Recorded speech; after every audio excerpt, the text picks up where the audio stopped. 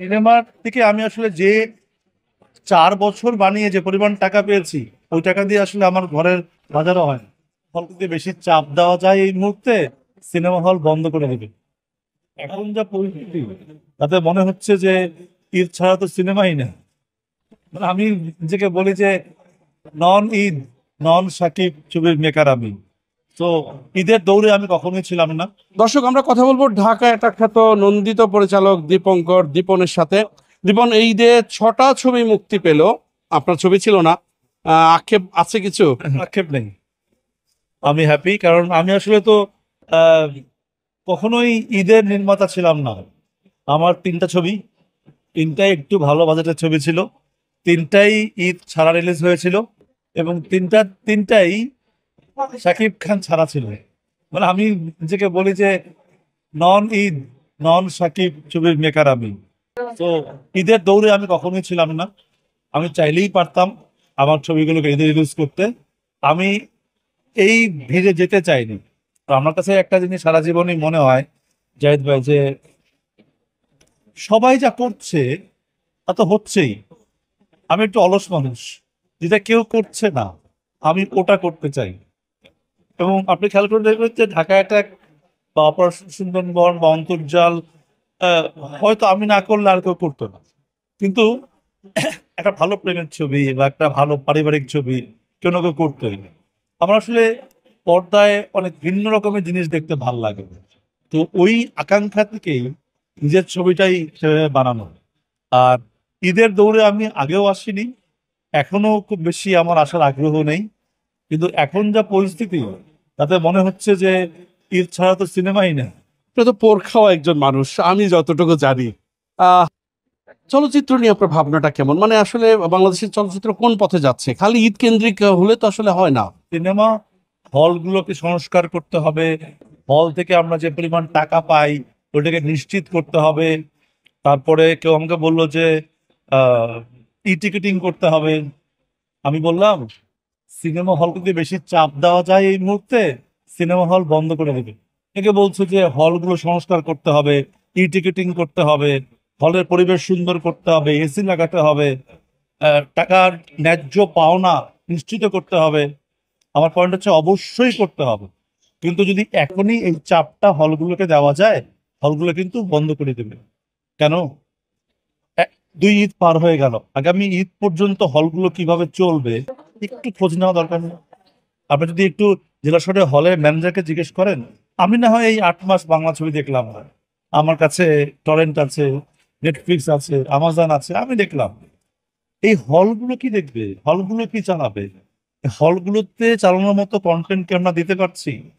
যতদিন না পর্যন্ত আমরা অন্তত বছরে 6টা হিট ছবি দিতে না পারবো, ততদিন পর্যন্ত আসলে হলগুলোতে চাপ দিয়ে লাভ নেই।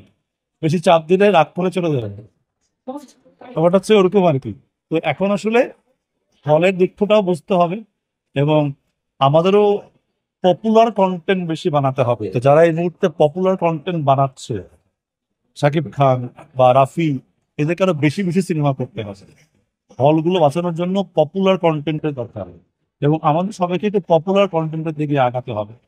আমি মনে করি যে সিনেমা হলের একটা খুব দুঃসময় চলছে।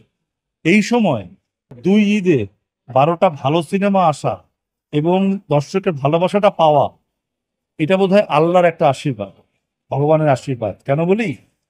এটা লাস্ট হোপ। যদি আগের ঈদ ফ্লপ করতো, এই ঈদ ফ্লপ করতো, এদেশের সিনেমায় চলে যেত। এই 2 ঈদ, বাঙালি একটা অদ্ভুত জাতি, দেয়ালে পিঠ ঠেকলেই না 4-6 মারা আরম্ভ করে। আমরা ঠিক দেয়ালে পিঠ না ঠেকলে 4-6 মারি না। সিনেমার দেয়ালে পিঠ ঠেকে গেছে, তাই ঈদে আমরা 4-6 মারা আরম্ভ করছি। এই 4-6টা পিচ না ঠেকলেও মারতে হবে, তাহলে ইন্ডাস্ট্রি আগাবে। আপনার তো অনেকদিন ধরে ছবি নাই, এখন সামনের প্রজেক্ট গুলো কি আসছে আপনার? আমার তো মাঝখানে একটা বড় বড় গ্যাপ যায়। আমি আসলে ঢাকা একটা অপারেশন সুন্দরবন, অন্তর্জাল এক ধরনের আমার জার্নি ছিল, এবং এর মধ্যে মিল ছিল ছবিগুলোর মধ্যে। আবার এরপরে আমি একটু অন্য ধরনের জিনিস নিয়ে প্ল্যান করেছি, এবং সেগুলো খুব স্পেশাল, ওই ছবিগুলোর চেয়েও বেশি স্পেশাল। ওইটার জন্যই তৈরি হচ্ছি, এবং একটু মাঝখানে সময় গেছে ছবিগুলো নির্মাণ করতে। এবছরের শীত থেকে আবার নির্মাণ শুরু করছি, যাতে সামনের বছর আবার সিনেমাগুলো মাঝখান আসতে শুরু করে, এবং সেটা আসলে আমার আগের সিনেমাগুলোর মতো হবে না, একটু অন্য ধরনের ছবি হবে, একটু ড্রামা সেন্ট্রিক যাব আমি। আমার কাছে মনে হয় যে ড্রামা, সাসপেন্স বা অডিয়েন্স যা পছন্দ করে একটু সেদিকে বেশি যাওয়ার চেষ্টা করব। আপনার ছবিতে তো কপসের একটা সংশ্লিষ্টতা থাকে, আইন শৃঙ্খলা বাহিনীর কে একটু বিশেষভাবে তুলে ধরার একটা প্রবণতা আমরা লক্ষ্য করি। সামনের ছবিগুলোতে কি এই ধারা অব্যাহত থাকবে? এবার আর বাহিনী নিয়ে কোনো কাহিনী নাই, বাহিনীর কাহিনী শেষ।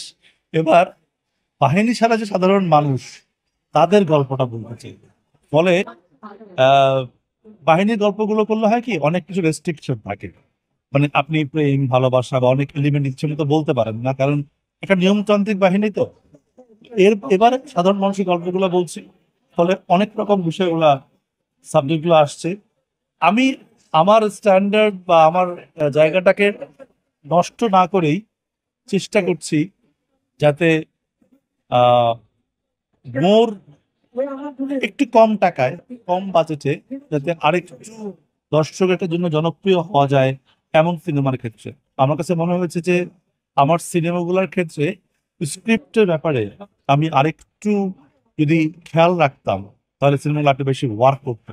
সো আমি এখন স্ক্রিপ্টে বেশি জোর দিচ্ছি, স্ক্রিপ্টের এবং পপুলার কন্টেন্ট ঘরানার দিকে বেশি জোর দিচ্ছি। এই লক্ষ্য করি যেটা যে অনেক, সবাই না, অনেক পরিচালকের জীবনটা অনেকটা অজগর জীবনের মতো, অজগর সাপের মতো। মানে বিষয়টা এরকম যে অজগর সাপ যা ধরেন যে একটা মুরগি খেলো, খাওয়ার পর ঝিম মেরে 15 দিন থাকলো। অনেকের এই কৌতূহলটা যে পরিচালকদের সংসার চলে কিভাবে এরকম অনিয়মিত ছবিতে।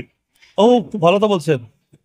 সিনেমা বানানো আমার কোনোদিনই ইনকাম ছিল না, উপার্জন ছিল না। আমি কখনোই সিনেমা বানিয়ে চলিনি এই পর্যন্ত। আমার মূল প্রফেশনাল জায়গা হচ্ছে ডকুমেন্টারি ফিল্ম মেকিং। আমি এই কাজটা 20 বছর থেকে করি। আমি রেগুলার ডকুমেন্টারি ফিল্ম বানাই, এবং সিনেমার থেকে আমি আসলে যে 4 বছর বানিয়ে যে পরিমাণ টাকা পেয়েছি, ওই টাকা দিয়ে আসলে আমার ঘরের বাজারও হয় না। তো আমার একটা বিকল্প প্রফেশন আছে, এবং সেটাতে আমি ভালোই চলার মতো আর্ন করি।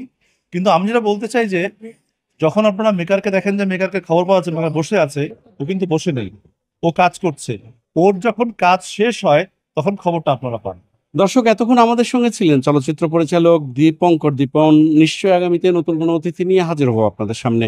ততক্ষণ পর্যন্ত সবাই ভালো থাকবেন, সুস্থ থাকবেন, এনটিভির সঙ্গেই থাকবেন। আল্লাহ হাফেজ।